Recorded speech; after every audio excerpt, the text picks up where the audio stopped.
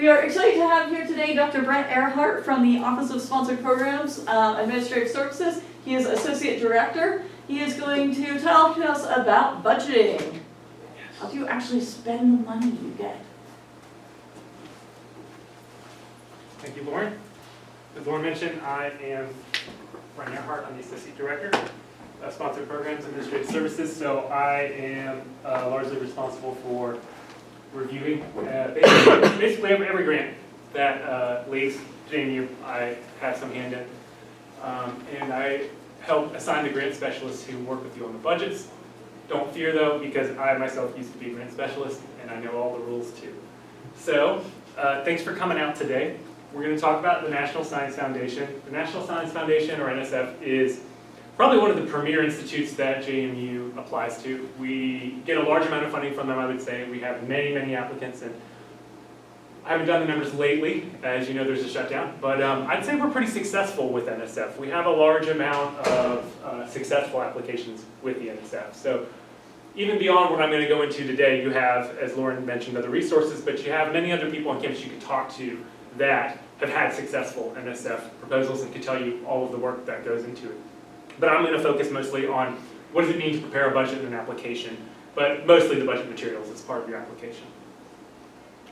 So I have just a couple recommendations to start with and a couple pitfalls that might delay or slow down your project. The first one I want to note is you should always check for what they call supplementary documents or documentation. This is in the solicitation, the NOFO, whatever you want to call it. It's the guidelines that lays out you're applying to NSF such and such program. Here's all the things your program's supposed to be about. Here's all the rules. Always check for supplementary documents because sometimes they can be tricky and easy to miss. They usually have a hyperlink at the bottom. You can go section by section and you'll find them. It could be as simple as you need to have a list of project participants and you need to say something about them. Or it might be you need specific letters.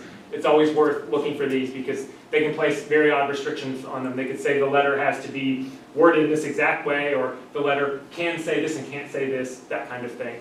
Or it might be an unusual request. It might be you might have to have some kind of broader impact study document to place there. So always look for these. It's worth checking because they will tell you when they're required, and they give you formatting instructions right on them. The next thing to think about is if you're going to work with external partners or collaborators. So this is important because not only does it involve working through the JMU apparatus to get your application submitted, it also means that your external partner has to work through their OSP or whatever they call it at their school. Or if they're a private company, something like that, they're going to have some kind of administrative apparatus that they're also going to have to work through. So it's good to determine this early.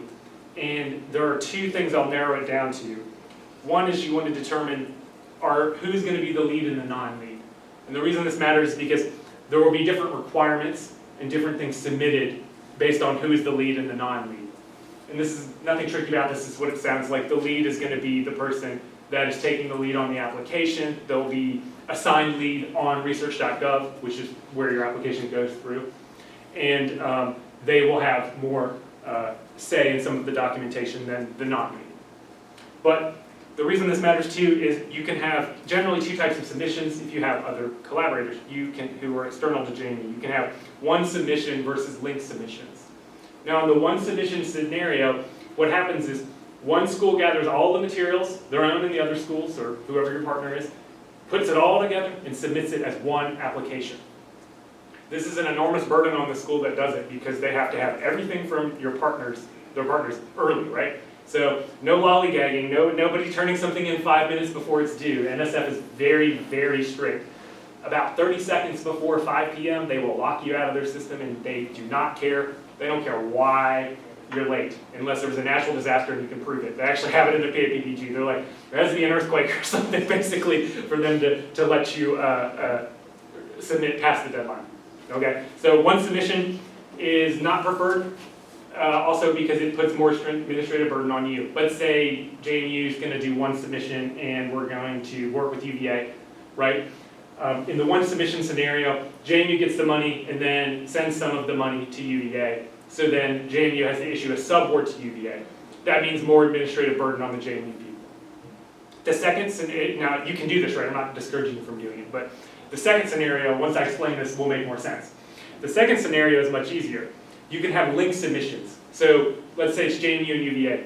JMU submits their own materials on time, UVA submits their own materials on time, research.gov puts them together for you automatically, and voila, it's great. You get awarded, we get our money, UVA gets their money, and there's no subaward relationship. We both just have a related award with UVA, and it's great. And we manage our side, they manage their side, less administrative burden for everybody. This is a kind of a unique thing that NSF does, and it's really wonderful. I wish other federal agencies would do it more often.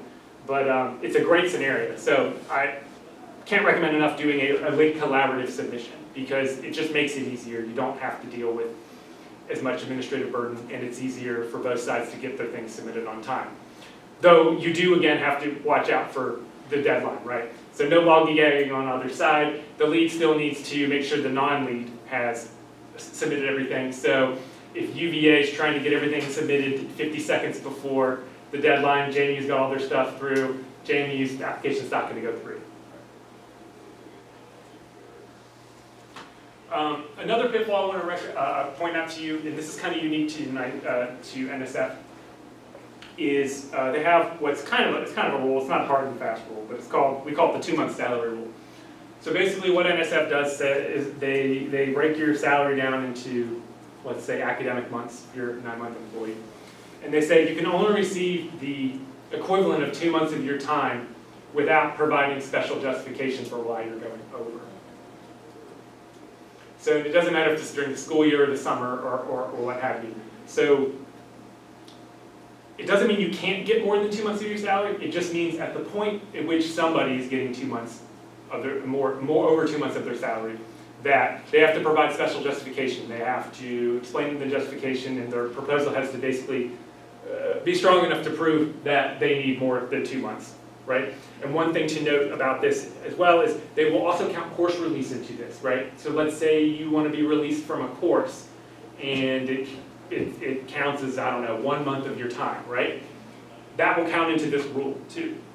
So it's something to be aware of. Even though it's not personally going into your pocket, right? You're not getting paid the course release, it's going to the school. It still counts into that.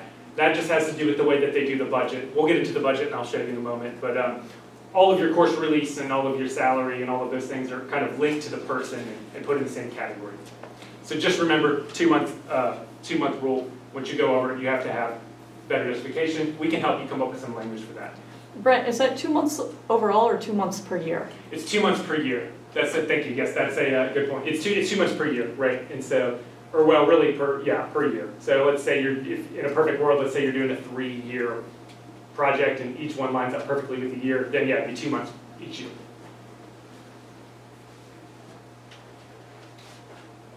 Another thing to watch out for is the current and pending support form. This is even, it's a pain to fill out. It's on Science CV. It's gotten worse. It's gotten worse because they've rolled out more regulations about this. So basically what the current and pending support form is a chance for you to disclose, well actually it's not really a chance, it's a requirement. It's a requirement from the NSF and other federal agencies that you disclose support that you are receiving. So it's not only monetary, like I'm getting this grant from Virginia Department of Energy, and I'm getting this grant from UVA, right? Those things all go on there. But there are other things that have to go on there as well. And this might seem odd, but when you're submitting your form, you have to count the grant that you're actually submitting to as pending, even though when you're filling the form out, you haven't submitted it to NSF yet. So they consider the actual project that you're applying to as also pending. And so that's going to go on there too. Do you want to say something about supporting documentation? Yeah, I'm getting there. I'm getting there. So to fill this out, they have various forms of guidance, but I'll kind of narrow this down to one thing to look out for. The NSF has kind of what they call a disclosure table, and this table will guide you on decisions about what should be disclosed and what shouldn't be. I'll give you a link, and I'll show you what that looks like in the next slide. So I can't recommend enough. Double check this table, triple check this table, let it guide you on your quest to disclose everything that you have to disclose on your current and pending support form. The second thing why this is important is because there's a new requirement that says we have to keep on file supporting documentation for everything that you list. So if you list that you're on 5 other grants and that they're all on your current pending support form, we need 5 forms of documentation, each one relevant to that grant. So it's going to be contracts, agreements, things that are relevant to that grant. Luckily for you, if this is already a JMU grant, it's already a JMU, right? We have all the documentation and you don't have to bother too much with it. I will generate the documentation for you and put it on file. But again, remember, you're not just disclosing JMU grants. So if you have a partnership with a library somewhere and there's something monetary involved or you're getting some kind of benefit and it meets the definition of what NSF says you should disclose, it's got to go on your support form and you have to send to me some kind of agreement, right? Something that you have signed with the school, with this library, the school, whatever it is. And I have to be able to have it on file and review it and make sure that it lines up with your current and pending support form. So I strongly recommend to make sure that you do this early and be asking questions early, because it's something that we really have to do, and it's a brand new requirement. I know I see Matt's eyebrow raising over there. It's a heavy burden on everybody.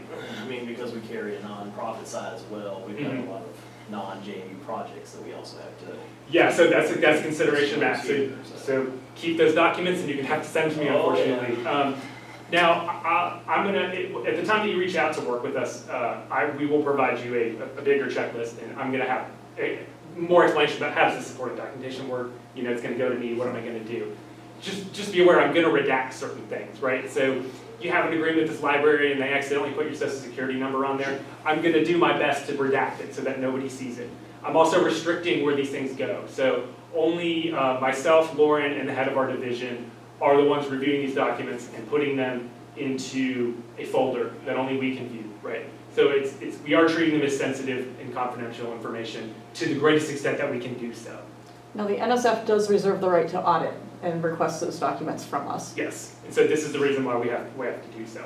Lucky for you, NSF is only saying we have to have these on file and they can request them. They're not actually asking us to submit all of them as part of a package. Other sponsors are, so USDA is saying you gotta submit it all, you gotta put it into one big PDF and submit it. And then NIH is saying, okay, well, only stuff that's related to foreign sponsors or foreign grants, anything like that, that has to be submitted. Everyone's mind blown? I know it sounds like a lot, but we're gonna help you through this, right? So just be aware, because if maybe you've applied to NSF before, other federal sponsors, but this is kind of a new, odd thing that they're doing. Now, this is what it'll look like when you look up the disclosure table. So you can either take a picture of this if you want, or you can just Google NSF disclosure table. It'll take you to a website, and it'll look like this. What you're looking for is this down here. They put together a PDF that has a table on it. It'll kind of on the left say, if such and such, and it'll tell you on the right, it goes on your bio sketch, it goes on your current spending support, it doesn't go anywhere, we don't care.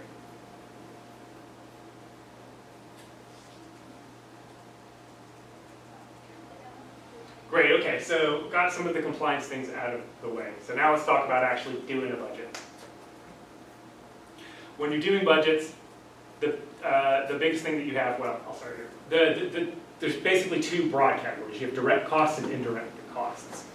Direct costs are what you're budgeting for, and indirect costs are calculated on top of your direct costs.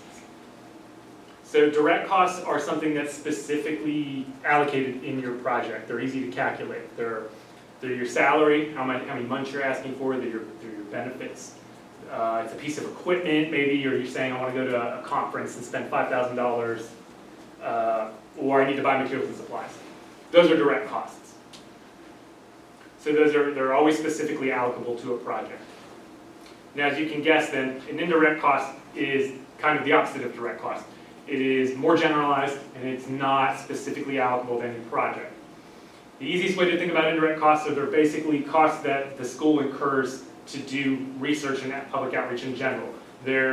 It's the money that goes into having a system so that we can all submit our grants. It's so that you don't have to meter all of your electricity in the lab when you're doing experiments, those kinds of things. It goes to pay for things that would be an absolute nightmare to budget, right? It pays for the electricity, pays for the AC, that kind of stuff.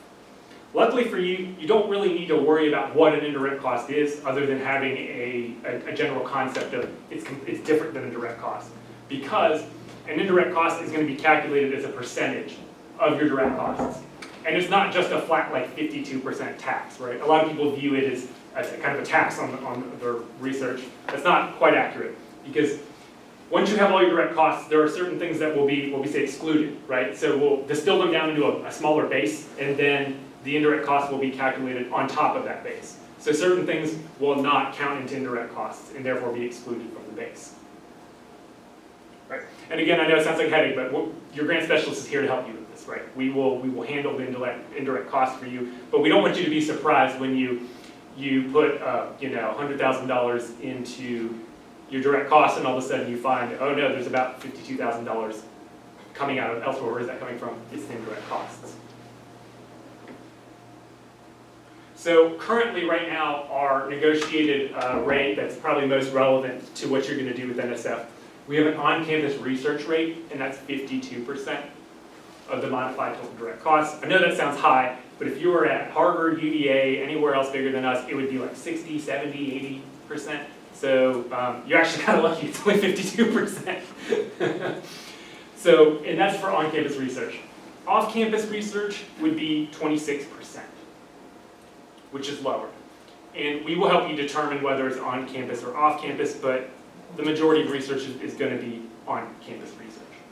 And when you're thinking about research, it is a little bit broader than just research. It's also going to include training activities, right? If your grant's about training your students and your grad students on how to do science, that's also going to get captured as research.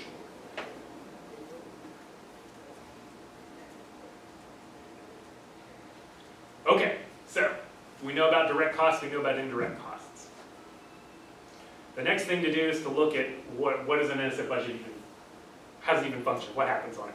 So what I'm showing you here is a screenshot from what you'll see in the application site, research.gov. We will have our own Excel template. We're going to do all this work with and for you to get it all neat and pretty, and then we're going to put it into research.gov for you. But our template is built off of what you see in research.gov to make it easier for you to see, okay, this is how everything I have on my budget is going in and being presented to the sponsor.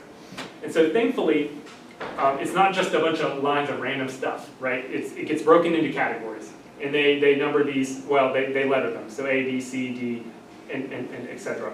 I'm going to focus just on A, B, and C right now. So A is senior/key personnel.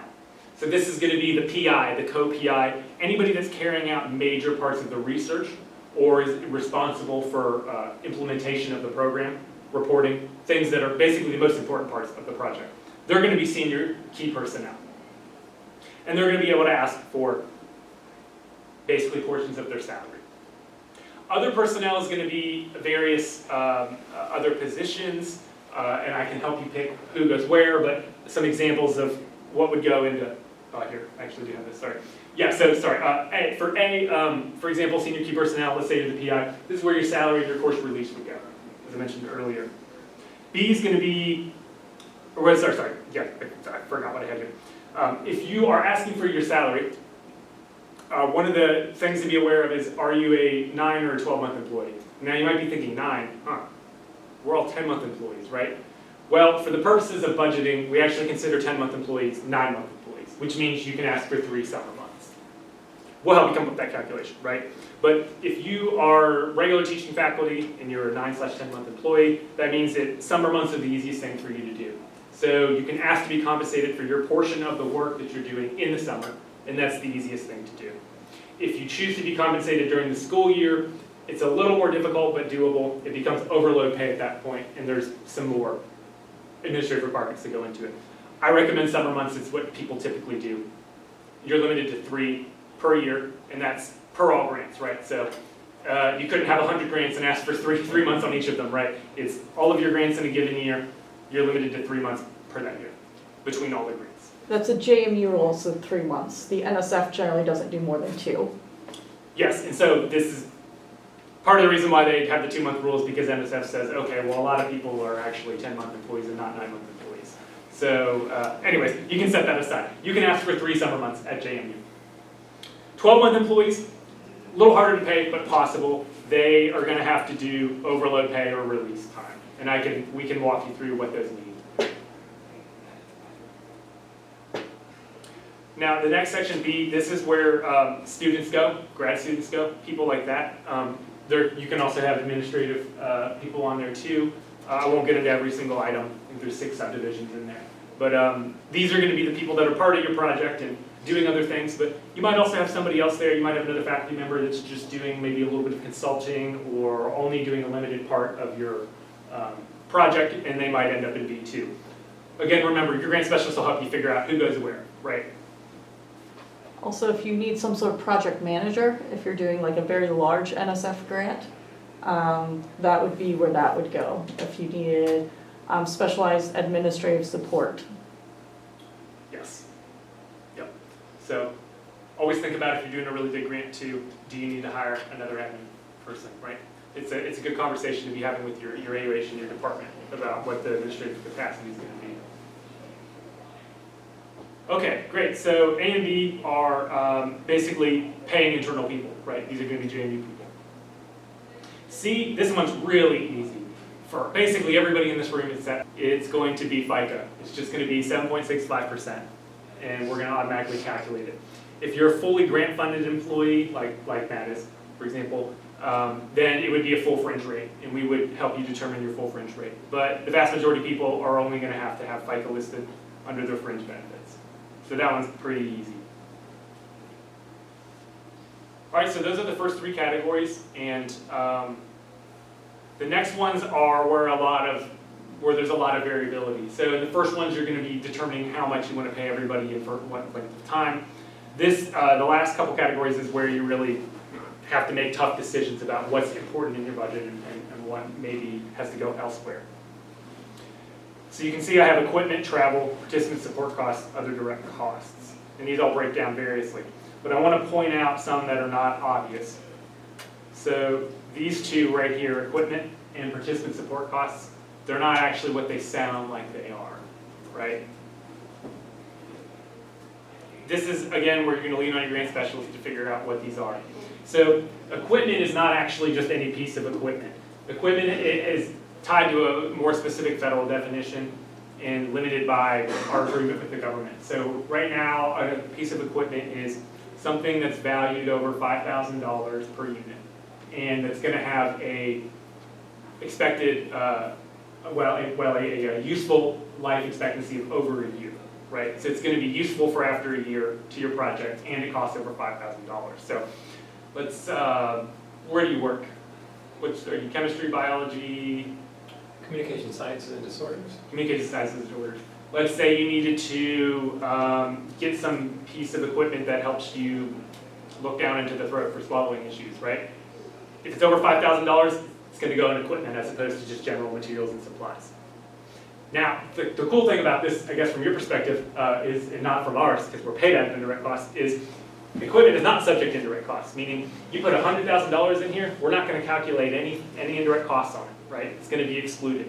So you don't need to worry about indirect costs making equipment inaccessible to you, right? So this will be taken out of the base on its own. The next big one is, of course, participant support costs. So the first thing that everybody thinks is, oh, okay, I have a bunch of participants in my grant, so I'm going to pay everybody participant support costs. That's not actually true, right? So it's unfortunate that they use the term participant, but also participant is another, again, federal technical definition. So participant is actually going to be somebody that's not personnel on your grant, so they can't be being paid in these categories up here, right, A and B. They are somebody that is not responsible for, well, first of all, there's somebody that's benefiting from the program of what you're doing. But secondly, they are somebody that's not responsible for the implementation of your project, and they're not responsible for the delivery of activities. So let's say you are doing a program and you're training teachers to do something important, right? You might be able to pay the teachers participant support cost stipends. So long as the teachers are not being trained and then turning around and training other people as part of your program, they can be participants because they're not really responsible for carrying out your program. The great thing too about participant support costs is this is also excluded from the base. So no indirect costs calculated on it. And you can do various things with participant support costs. You can give them a stipend. You can pay for their travel. You can pay for their lodging and meals, and you can pay for other various expenses so long as they're allowable. Could you use that if you were giving a survey, you would give everyone who completed the survey a $5 gift card? No, that's a good question. You could not. So human subjects are not participants. They are actually paid out of other direct costs. This is a specific thing the NSF is very adamant about. Human subjects who are paid are going to be paid under other direct costs, and you pay them an incentive. You don't pay them as participants. They can't count as participants and also human subjects.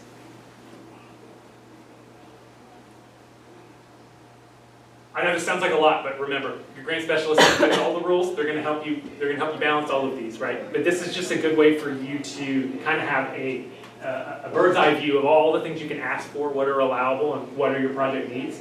And we will help you go through every single one. We're going to slot everything you need into the appropriate category. And so to make it easy on you, we don't expect you to pull up our template and fill it out yourself. You can if you want. If you like Excel, I encourage you to do that. But you can just send us an email and you can say, I want to pay such and such person this amount of money. I think I want this piece of equipment. I think I want to do this travel XYZ. And we'll help you go through and put it everywhere that it needs to go. So that's the basics of an NSF budget. I won't get into absolutely everything. But just for your reference again, here's how one of these cost categories might break down. So they break down further. You could have materials and supplies here, right? That'd be things under $5,000. So it can also include a laptop, right? So if your laptop's under $5,000, you can put it in materials and supplies as opposed to it being equipment. You can ask for publication costs. You can ask for computer services, other things like that. The consultant services have to be less than 5,000 as well? No, it does not. So there's not a limit on consultant services. You just have to be aware that if it's valued over $10,000, it's going to be subject to competitive bidding, which means at that point you don't necessarily pick the person that's going to be your consultant that's getting the contract. It's going to have to be bid out, and that's not under our purview. That's a Virginia state procurement rule. Basically, if it's over $10,000, then procurement has to make sure that the state is getting its bang for its buck, if you will, and so they will put out a bid and determine if somebody else can do it for less or not. If it's less than 10,000, is it just a simple purchase order or a? If it's less than 10,000, then we set up a skilled contracts agreement, or we pay them an honorarium. We figure out how to do that. Go ahead. I know that there's a lot of benefit to doing consulting and things like that, or collaboration, and having collaborative efforts. What if, I've been in the situation where I wasn't sure if I wanted to put a statistician down as a collaborator or a consultant. Mm-hmm. And how is that viewed favorably, unfavorably? What's the best way for that to be a favorable thing? Well, it's going to kind of depend. So are they internal? Are they Yes. to JMU? Yes. Correct. So if they're internal to JMU, you're going to be able to put them up in here, in A or B. Other personnel? Yep. Okay. You're going to be able to put them up there.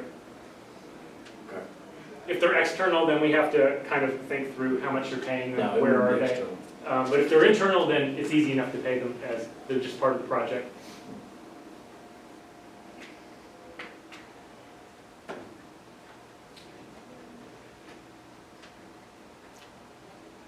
Okay, and the last thing I wanted to say before we open up to questions is we do have a website. We have a lot of resources on there that Lauren has been graciously helping us develop and put out.